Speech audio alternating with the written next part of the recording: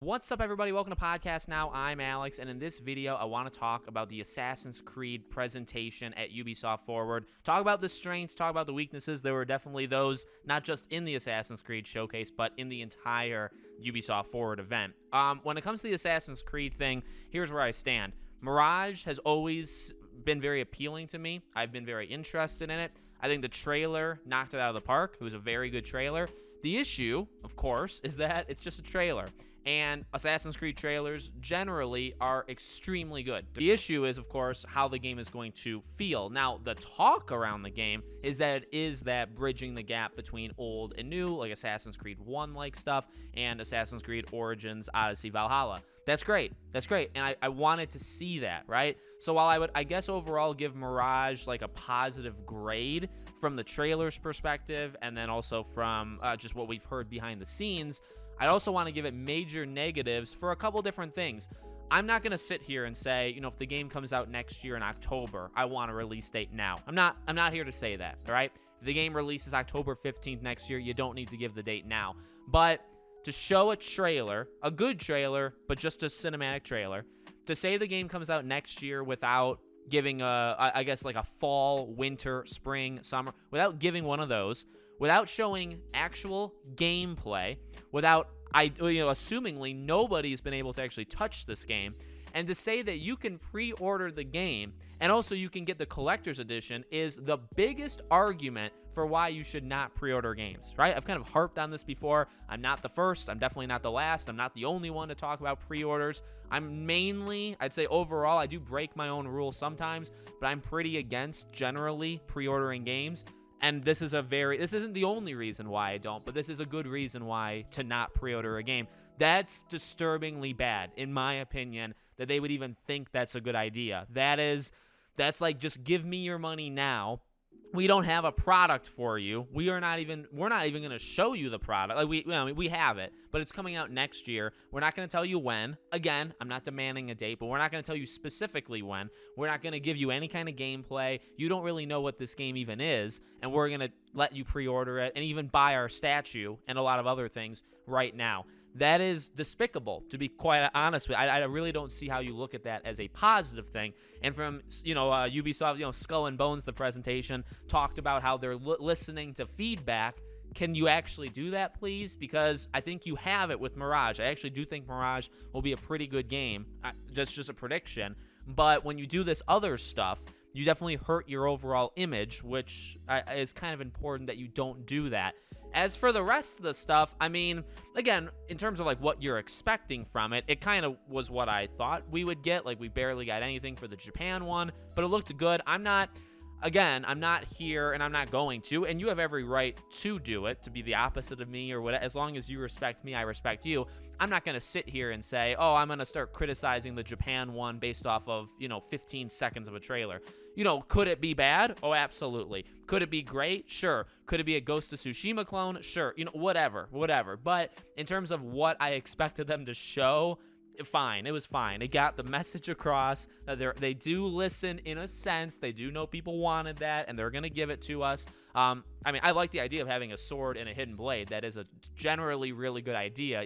So I have nothing, really strictly negative or strictly positive, kind of right in the middle. It's years away, so it's a long time away.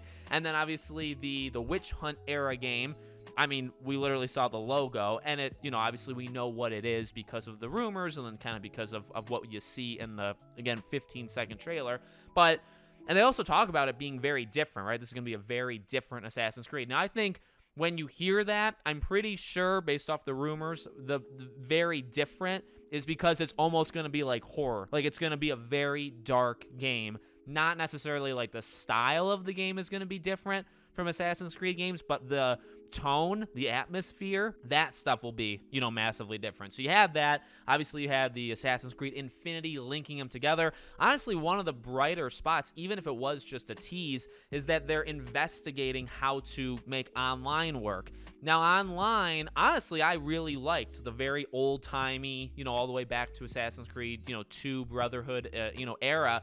That multiplayer, I thought there was something kind of special about that. I don't know if multiplayer in the way that they're looking at it is more live service, like you have this big open world map and players can kind of jump in. Is there something inherently wrong with it? No. Or like a Gotham Knights, if you can have co-op inside the universe, it could be cool, and I actually feel like it would work. There's just a part of me that really likes that old time thing. But if you could do both, well, maybe everybody wins. We'll see, right? Because it's kind of all talk right now, is they're investigating it, but they're not actually doing it yet. But they will when it comes to Assassin's Creed Infinity, which again they've kind of talked about being like a central thing that then games in different genres or I guess periods of time, they're gonna populate this game, right? Then you have the Netflix show. Could go either way. We just don't know yet, and we won't know, I think, for a little bit.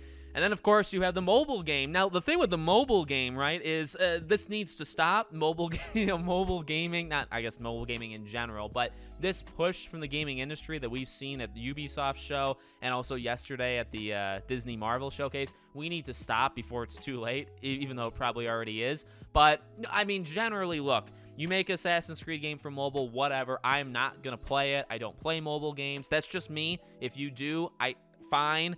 I think they're very predatory. I think they're very easy ways of getting money from people. I mean, you can go down a rabbit hole, right? I think the issue, even on top of that debate, because you could always have the debate, and I'm sure some people will play and will like this Assassin's Creed China game, which is fine. But I think the bigger point is, haven't people always wanted that too? Right? So, like, people have been asking for Japan for a while, and I think people, will inherently be very excited for that game. I think people will be very excited for this Witch Hunt era game because, again, the dark atmosphere. I'm pretty sure an Assassin's Creed game based in China would do really well if it was made with the modern-day Assassin's Creed. Whether you like it modern day, I don't care, but I'm just talking about in general, right? If you made an Assassin's Creed in China, I think people would have interest, and ironically, they know that, right? They definitely know people want that because they did it. They just put it on mobile, so you have to go there. So, I mean, in a way, I want to say it. I have to say, like, smart business move. Not image move. It's not a smart image move, but it's a smart business move because I'm sure they'll make some money off of it. So, look, the Ubisoft event in general wasn't very good. It was probably below average, I would say. The Assassin's Creed part, while simultaneously being the best of the show, was also kind of the worst. I'm really disappointed at that pre-order stuff for Mirage. I think that's pretty kind of scummy behavior. And then the other stuff was fine. Most of it was fine, but it's so far out. It almost goes back into another, rabbit hole discussion of, should you announce games 3-4 years before they come out? Is that a good idea? People think about it now, but then they'll lose interest by next year, right? Because they're not going to show it again for a while. So then you go into that discussion. So let me know what you guys thought about Assassin's Creed in the comments below. Keep it civilized, for the love of God. Make sure you guys are subscribed, bell icon turned on, all that good stuff. If you want to follow me on Twitter, subscribe to my second channel, support us on Patreon or any of that, the links are all in the description. Thank you guys for watching, and I'll see you all on the next one.